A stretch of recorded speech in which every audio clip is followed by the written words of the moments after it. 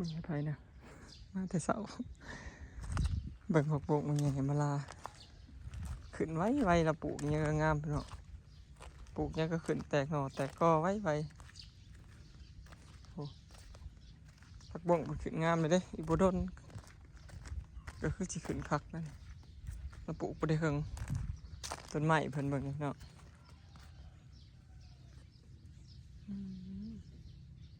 งามเนาะปลูกทางเขาเลย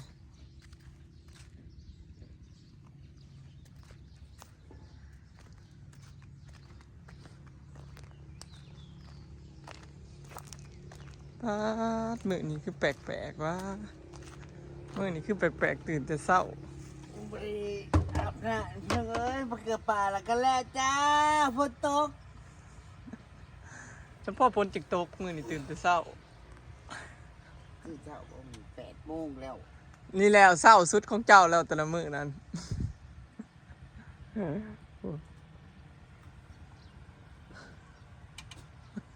เนี่ยมาไปเห็นคิดว่าบ่มีพายุมึงได้เอาป่านมึงกินหัวหานผู้น้องอยู่หัวหานเฮาลืมเอาออกมาเลยนี่ว่าสิมาคอหัวหานจะน้อยหนึ่ง แล้วไปเกือบเลย ลองไปหวานมึงดูมันสิกินอยู่บ่ ผู้น้องนั้นมึงกินเพื่อกินครับ โว้ย ชื่อมาใหม่อ่ะ มันยังเปียกอยู่เลยว่ามันใหญ่มันบ่กินพี่น้องมึงหัวหานละพุงลองอยู่โอ้โหปลาไม่กินจ้าหัวหานเน่า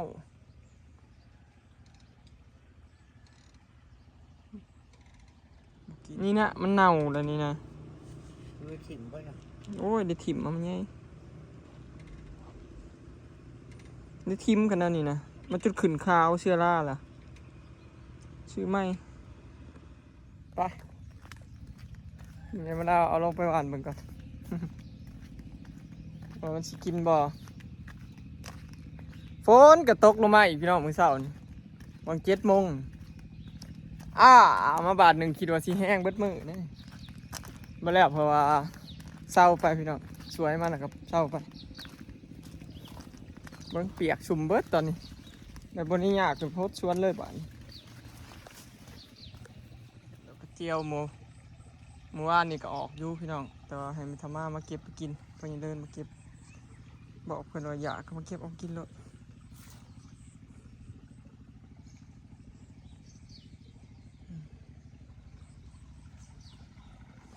พอได้กินอยู่พี่น้องก็เริ่มออกเรื่อยๆเนาะพอได้เก็บกิน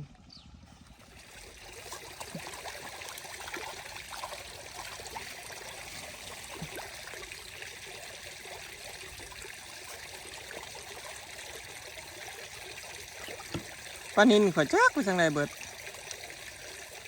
เป็นแต่ปลาตะเพียนกับปลาเข่งกี่ปลานินบ่ได้หลาย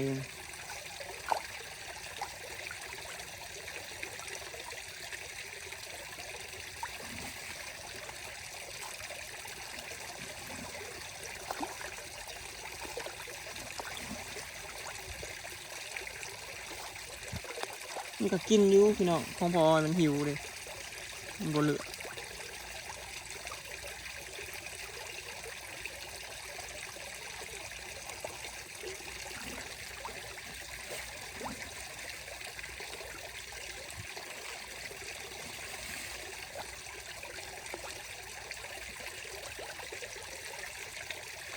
เห็นอยู่บ่พี่น้องปลานินบ่เห็นเลยเห็นตัวเดียว มันไปน้ำแล้วข่อยว่า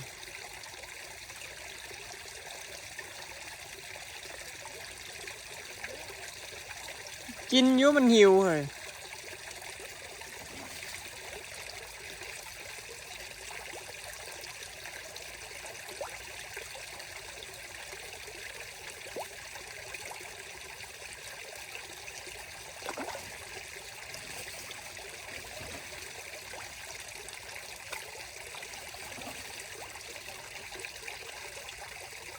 น้องปลาดุก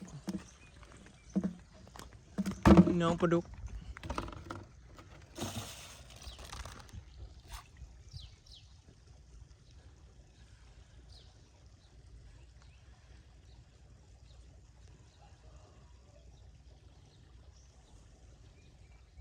เงียบคนหนีพวกเราจะสิขึ้นมากินปลาดุกปัญญาณ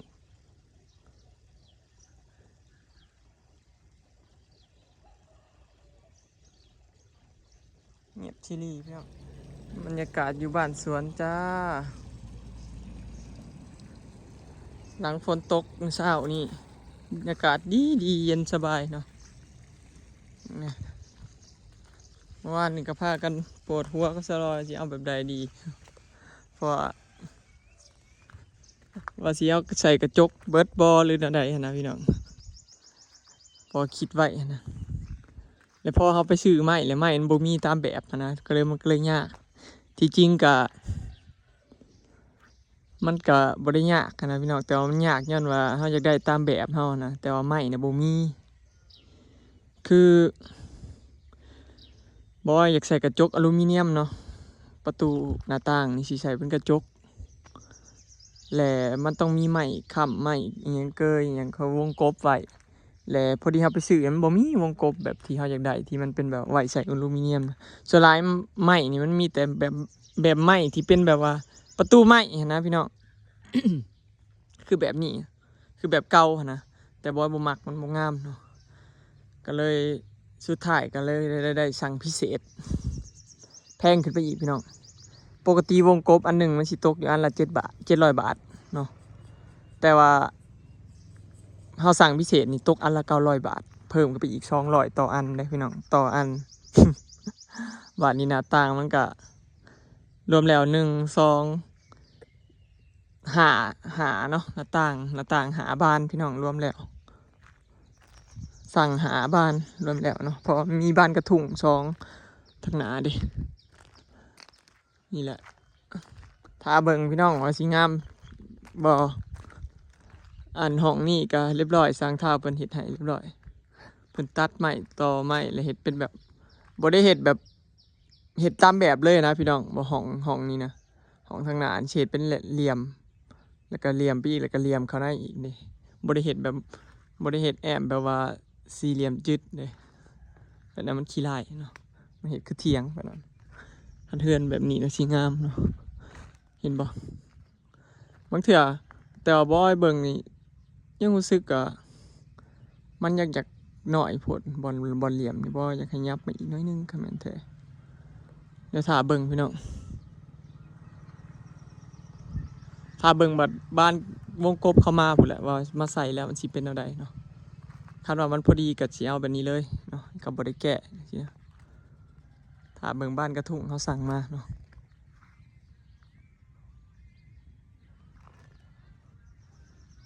ประมาณนี้พี่น้องมื้อนี้หยุดเนาะสั่งหยุดบ่ให้หยุดเนาะเพราะว่าไม่มาบ่ทันสั่งเท้าก็อยากไปหาหมอก็เลยว่าให้หยุดซะว่ะกระเทินฝนตกมาใส่แผ่น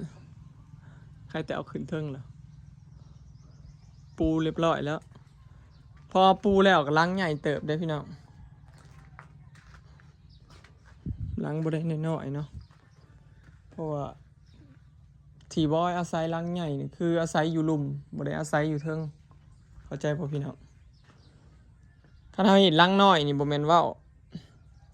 แล้วเวลาฝนตกนี่มันสาดเข้ามาเลยนี่สาดเข้าแน่นอนเนาะมันสาดเข้ามาแล้วเฮาสิบ่มีบอลอยู่หลังน้อยอันนี้ว่ามันกว้างมันใหญ่แหละมันก็สิมีบอลอยู่นั่งเล่นจังซี่พี่น้องเวลาฝนตกมันก็สาดเข้ามาบ่ฮอดเห็นบ่พอบอยอยากอีหยังหลายอย่างนะอยากนั่งเล่นอยู่นี่กินข้าวอยู่ลุ่มจังซี่นะพออยู่เทิงมีแต่เอาไว้แต่นอนนั่นแหละพี่น้องเว้าตรงๆนะบอกง่ายๆซะจังว่าเฮ็ดเฮือน2 ชั้นเนาะฝนตกพอดินเปียกพอบ่ให้มีขี้ฝุ่นแล้วก็ FC มีผู้นึงเพิ่นเม่นนะบ่อ้อยพูดอะไรก็ง่ายไปหมดเอาสิเฮ็ดให้มันยากบ่พี่น้องแม่นบ่อ้อยสิเว้ายากตรงใดเรื่องปูแป้นนี่ก็สร้างเขาบอกว่ามันหักมันแตกหาแนวมาตาบเอาพอดว่าเอาบ่ว่าเขาสิตาบเฮ็ดหยังมันก็ต้องซื้อไหมแม่นล่ะบ่พี่น้องเพราะว่ามันสิยากหยังบ่ว่ามันก็ซื้อไหมแม่นล่ะบ่อันนี้เพราะว่าบ่ว่าง่ายซื้อใหม่เบิดเงินแล้วเอาบ่ซื้อใหม่แล้วสิเอาอันเก่าเฮ าเฮ็ดเฮาก็อยากให้มันดีที่สุดนั่นแหละน้องพี่น้องบอกว่าบ่พูดง่ายป่ะเวลาสร้างเฮ็ดก็ว่าเฮ็ดง่ายเจ้าของบ่ได้เฮ็ดเอ้าสร้างเขาก็ว่ายากหั่นแหละพี่น้องเว้าง่ายๆซะจ้างมาหลายคนแล้วบ่เห็นไผสิว่าง่ายบ่ยากบ่เห็นไผสิว่าไผก็ว่ามันยากไปแหล้วพี่น้องแต่ว่าเฮาเชื่อสร้างเข้าใจอยู่ความหมายคือแบบสร้างเขาก็มีวิธีของเขาอยู่แล้วนะเฮาเบิ่งนี่ก็ฮู้แล้วว่าเขาเฮ็ดได้ที่ให้เขาว่ายากซื่อๆเหมือนกับเป็นบ่อนเหลี่ยมเห็นบ่ตอนแรกสร้างผู้หนึงก็บอกเฮ็ดบ่ได้ยากหากว่าไปมาเฮ็ดได้อยู่พุ่นน่ะบัดนี้ข้อยก็เลยว่าให้สร้างเท้าเฮ็ดบัดเห็นบ่สร้างเท้าแล้วเฮ็ดได้เห็นบ่แล้วว่ายากแต่เราเฮ็ดได้เห็นบ่น่ะเห็นบ่มันบ่ได้ยากพี่น้องเห็นบ่ เห็นบ่มันก็เฮ็ดได้เห็นบ่น่ะเขามีวิธีดอกพี่น้องสร้างเขาแรกเขาสิว่าสร้างบ่เนาะสร้างเท้าแล้วก็จบมาแล้วเรียนจบมาผู้หลักสูตรมาผู้ใดพี่น้องเรื่องการออกแบบใหม่เมื่อยแกะสลักลายนั่นลายนี่แล้วเฮ็ดเป็นเบิดเลยแค่เฮ็ดซ้ำนี่น่ะจิ๊บบ่สำหรับฝีมือเราเนาะตะกี้ว่าเราสิตัดตัวนี้ลงอีกหน่อยนึงมันเทิงมันบ่อยากสั้นปานใดแล้วแล้วพอเราขึ้นไปแล้วมันต่ำพี่น้องมันต่ำแล้วพอดีเราก็เลยบ่ตัดแล้วใส่ซิลิโคนยาเอาพอมีอีกเครื่องหลังหนึ่งที่มันหัวเราก็เฮ็ดแบบนี้เลยเนาะยาทุกแผ่นใส่ซิลิโคนติดทุกแผ่นบ่มีหัวเราบัดนี้เนาะเราหับประกันให้พี่น้องบ่แม่นว่าเฮาก็เชื่อสร้างอยู่บ่แม่นว่าสิเอาไปแบบ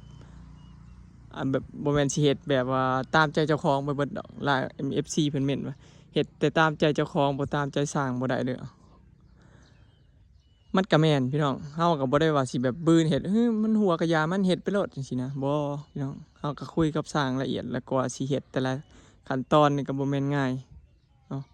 เฮาก็ถามเพิ่นอยู่แล้วเวลาเฮ็ดอันนี้ดีบ่นั่นนี่บ่คันบ่อันนั้นก็แก้จังซี่นะเพราะว่าสร้างเขาก็บ่แม่นว่าเขาสิเฮ็ดแล้วเขาก็สิถิ้มปะเด้เขาก็บ่ได้อยากกลับมาแก้ให้เฮาอยู่แล้วพี่น้องแม่นบ่คันว่าเฮาเฮ็ดตามเฮานะอันนี้เฮาก็เฮ็ดตามเขาเนาะเขาบอกว่าเฮ็ดนี่ดีก็โอเคคันว่าบ่ดีก็จังมาแก้ให้กันจังซี่นะก็แนวนี้แหละพี่น้องการสิได้บ้านหลังหนึ่งบ่ก็แม่นอยู่แล้วมันบ่แม่นง่ายแต่ว่าคันเฮาคิดว่ามันยากมันก็ยากอยู่ซั่นแหละคันเฮาคิดคือกันกับพวกที่เฮาคิดนั่นแหละพี่น้องอีหยังก็ขึ้นอยู่กับความคิดของเฮานี่แหละจริงอยู่ดอกเฮาบ่มีเงินน่ะแต่ว่าเฮาก็อนาคตเฮาก็อาจบ่แน่จังซี่นะแม่นบ่พี่น้องถึงมื้อนี้เฮาสิจนมื้อหน้าเฮาอาจสิรวย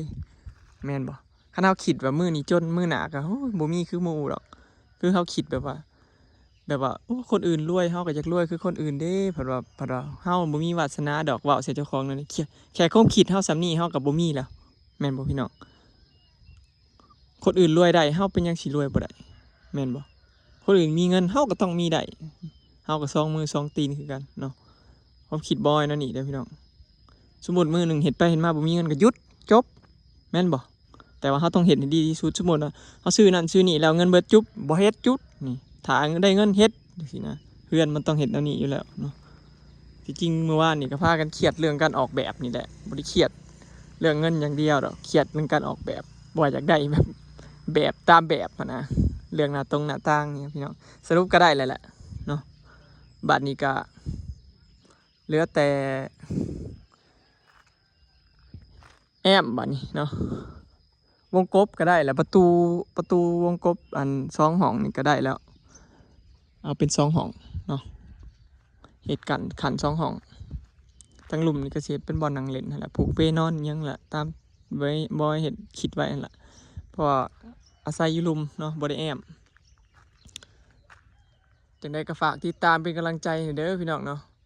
เรื่องวุ่นๆของวัยรุ่นสร้างบ้านนี่แหละ วัยรุ่นสร้างบ้านปกติ เอาบ่ได้มีแบบว่าเอาบ่ได้แบบว่าเฮ็ดงานเมาเด้บ่ได้ว่าเมาแบบหาเฮ็ดทางหลังคือสร้างเฮาคันหับเมาเฮ็ดเบิดเทือนน่ะแม่นอยู่สร้างเขาออกเฮาอยากได้แบบใดคือให้เขาเบิ่งให้เขาเฮ็ดตามแบบโลดเฮาบ่ต้องคิดหยังหลายเรื่องซื้อของ อันนี้เขาซื้อของเองทุกอย่างเนาะสั่งแค่ลูกมือซื่อๆสั่งแค่มาเฮ็ดให้ซื่อๆนะก็สิยากแน่เนาะผู้ใดอยากเฮ็ดง่ายๆได้ตามแบบก็คือนั่นแหละเหมาโหลดคือของแม่ใหญ่มาล่านี่บ่ต้องคิดหยังโหลดขอให้มันออกมาตามแบบก็พอเนาะแต่เฮาผัดเพื่อนเฮาผัดจะออกแบบเองแล้วก็อยากเฮ็ดเป็นแบบโหมดที่เฮาอยากได้นะพี่น้องเนาะส่วนค่าสร้างก็แล้วจังว่ากันพี่น้องเนาะมันแล้วก่อนมี FC เพิ่นถามมาว่าเท่าใดค่าสร้างเนาะเดี๋ยวแล้วจังว่ากันพี่น้องเพราะยังอีกหลายอย่างแม่ก็ค่าของอีกหลายอย่างมื้อนี้ก็ซื้อของก็เบิด10,000 กว่าบาทแล้วเนาะทั้งวงกบทั้งนี่แพงย้อนว่าสั่งพิเศษกับไม้ก็บอยซื้อไม้มาเฮ็ดตูบตอนนั้นน่ะเส้นละ200ซื้อบาทนี้ซื้อมานะแผ่นละ210ขึ้น10 บาทพี่น้องต่อแผ่นเนาะแพงขึ้นทุกอย่างเลยตอนนี้เนาะนับตั้งแต่ปูนยังของเฮ็ดเทือนนะแพงกว่าเก่านั่นแหละจังว่าคิดยากว่าเฮ็ดหรือบ่เฮ็ดนะเพราะว่ามันแพงกว่าเก่าหลายพี่น้องเนาะขึ้นทุกอย่างเลยใหม่ก็ตะกี้คิดว่าใหม่ก็บ่คือขึ้นเบิดทุกอย่างพี่น้องบัดนี้แพงใหม่นี่สุดยอดแล้วก็ไม้ตรงค้างนี่ซื้อมาเติมอีก4เส้นเพราะมันบ่พอเส้นละ400 บาทพวกพี่น้องบ่ได้ถึกๆเนาะแพงไม้แต่ละอันนี่แพงโคตรเลย